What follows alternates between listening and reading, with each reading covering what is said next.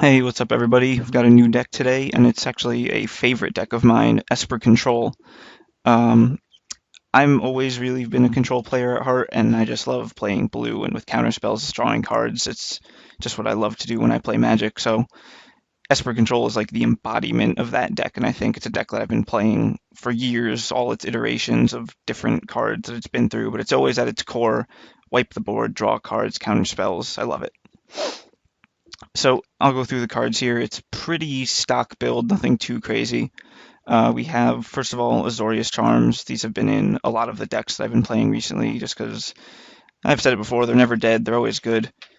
They always do something, whether it's drawing you a card, getting rid of a creature, or gaining you some life is probably the least used mode, but it's still extremely useful.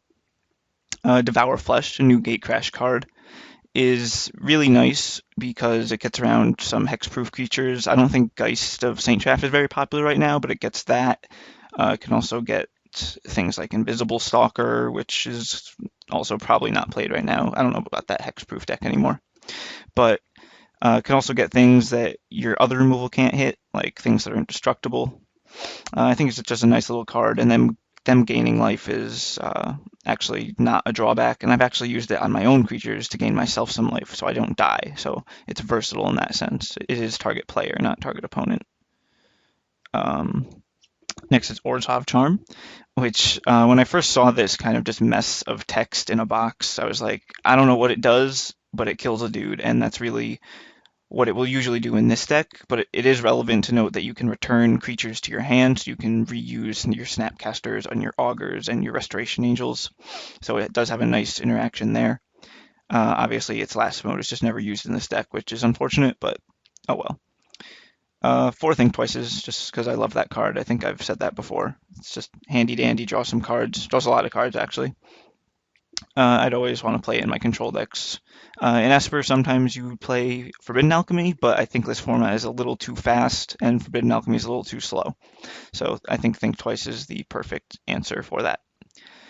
Augur of Bolas has served me well in other decks. I actually don't like him too much in this deck. It might just be better to bring in the other two Snapcasters, but I'm trying it out, seeing how I like it. I don't think it's that great in this deck, but it does the job we want it to do. It can find us more cards. I feel like it just often hits lands and we draw blanks. But it does block things. It blocks the really aggressive stuff, just like it does in other decks. Snapcaster Mage, kind of an auto include, just because it's blue and it buys back all our cheap, awesome stuff. I think I don't need to say much about him. Dissipate pretty much is the go-to counterspell now. We're only playing two. I think counterspells have fallen out of favor recently, and it's not even like people are playing Cavern of Souls. People aren't playing Cavern of Souls because people aren't playing counterspells. So I don't know. I think this deck, just because it has so much good removal and other cards, it doesn't have to rely on countering all their opponent's spells. So I think two dissipates is fine, and we have the Snapcasters to buy them back as well. I think Lingering Souls is the only real strange card in the main board here, even though Lingering Souls is an amazing card. I'm sure most people know that. It's just blockers for days, which is exactly what this kind of deck wants. I just haven't seen it in too many Esper builds lately, but I really wouldn't build an Esper deck without Lingering Souls. It's just that good to me. Supreme Verdict, I would say the go-to sweeper. The fact that it can't be countered is pretty awesome. Destroys everything. It's great. I feel like there is a little trouble with indestructible guys now, which we do have some ways to get around. But Supreme Verdict is that turn 4 sweep that you need against a lot of the really aggro decks. So it's definitely a mainstay for the deck.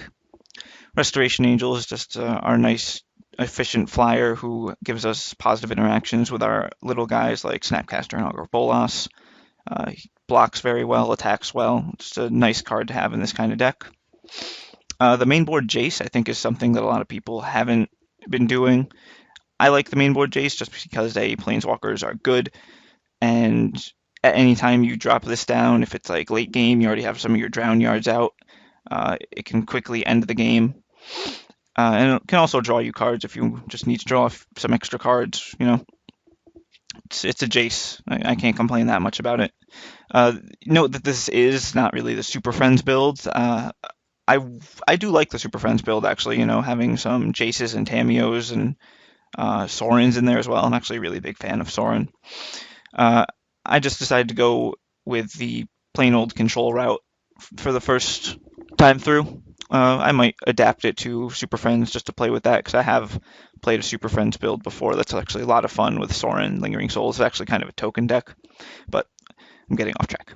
Our other two sweepers, Planar Cleansing and Terminus, both serve their different roles. Planar Cleansing can hit planeswalkers and enchantments and artifacts, all those other annoying permanents.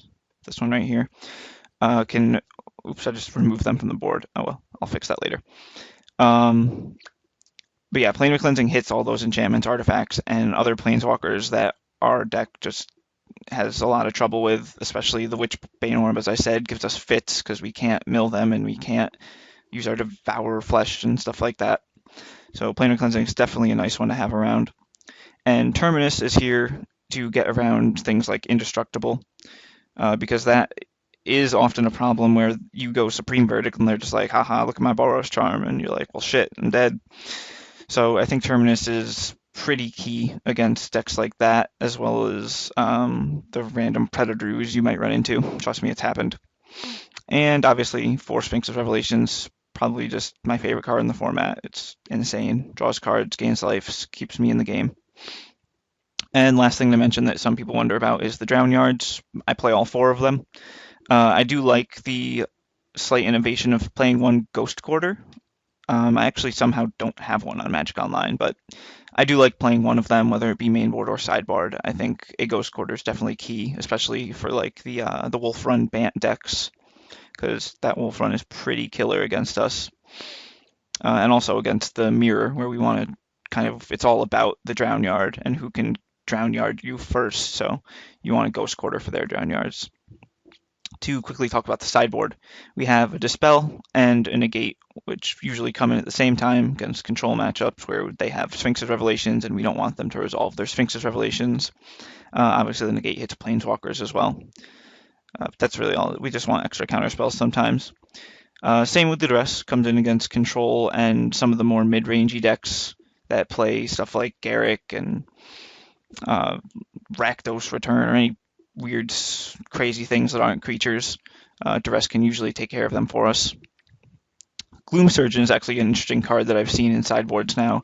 It's really a great blocker against some of the aggro decks. Unfortunately, it can get burned very easily. They usually don't want to just use their burn on it, so it definitely makes them use cards, and it gets you further into the game, which is where you want to be with an Esper deck like this.